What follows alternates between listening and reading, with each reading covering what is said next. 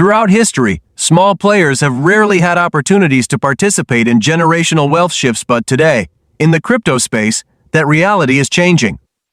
For the first time, everyday individuals are getting in before the banks, and that alone has fundamentally shifted power structures. If we move from a $2 trillion market to $100 trillion over the next 5 to 10 years, the people paying attention today could become extraordinarily wealthy, not by chance, by being early, educated, and intentional. This isn't a fantasy, it's simply the projected curve of adoption. It would represent the largest and fastest wealth expansion in human history, and unlike previous cycles dominated by institutions, this one started at the grassroots. That fact alone has disrupted the traditional way financial systems operate. Before crypto became a Wall Street phenomenon, it belonged to the public, regular people engaging in digital assets, long before large institutions entered the game. That's why there's frustration and resistance, because, this time, power isn't being handed down, it's being built from the ground up. We must not forget that expanding access to technology is one of the best ways to prevent its misuse. Despite the emergence of bad actors and the need to adopt regulatory standards, the underlying knowledge and empowerment that this space has given to ordinary people must be preserved. I've shown this message to influential figures, including Ralph Hall, emphasizing that this kind of inversion where retail leads ahead of banks is virtually unprecedented. You have an extraordinary chance, not only to create personal wealth, but to redistribute opportunity to people long excluded from the financial system. Owning part of the digital infrastructure of the internet is a once-in-a-lifetime opportunity. Most of the wealthiest people in the world didn't get rich by accident. They either inherited it or, more commonly, invested early in a transformative technology. We're on that same path now. If you make wise, informed decisions in the months and years ahead, there's every possibility that one day you'll look in the mirror and see someone who built something real from nothing. That's my mission. What's yours? You need to define it clearly and revisit it often.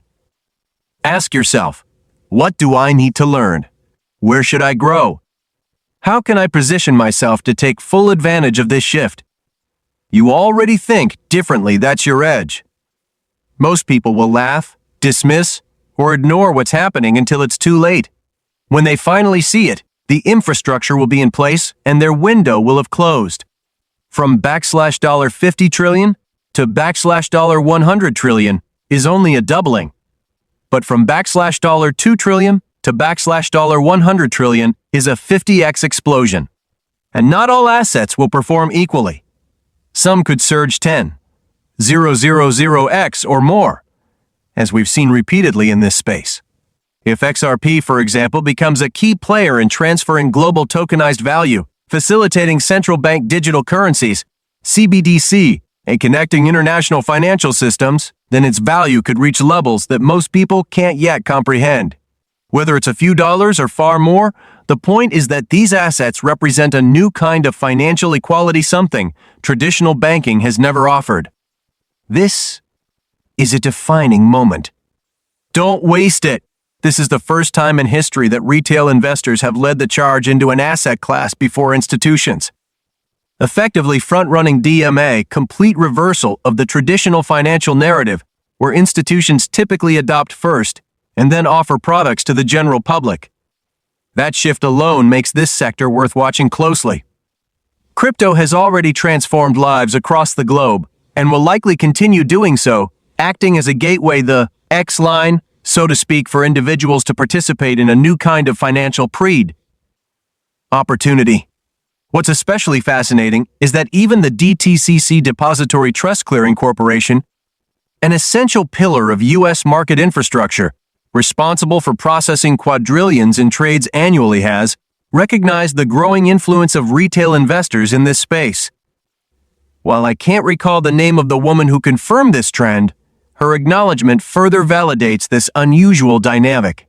It reminds me of a comment from someone well known in Boston who once observed that two young students were on the verge of achieving something big, a sentiment that echoes today's momentum in the crypto and digital asset landscape. With approvals like spot ETFs for Ethereum and Bitcoin, institutions are now gaining confidence to adopt technologies retail investors had already embraced.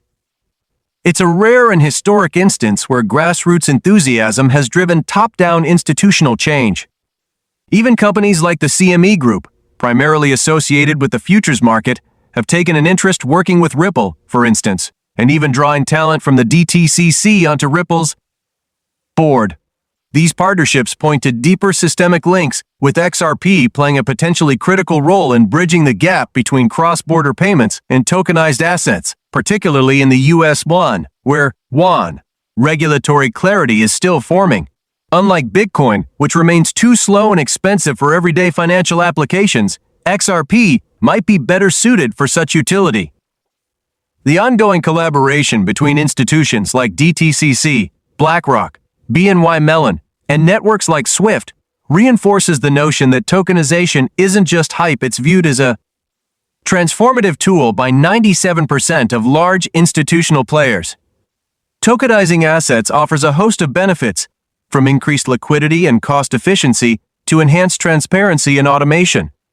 Projections estimate that tokenized markets could reach $16 to $17 trillion by 2030, a rapid evolution over the next 5 years. As Citibank's CEO recently said, we may be witnessing a once-in-a-lifetime structural shift in how the financial system operates, dismantling old processes and rebuilding them around digital rails that encompass everything from payments and loans to savings mechanisms. This isn't a minor update, it's a complete redesign of the system as we know it, and we're right in the middle of that historic transition.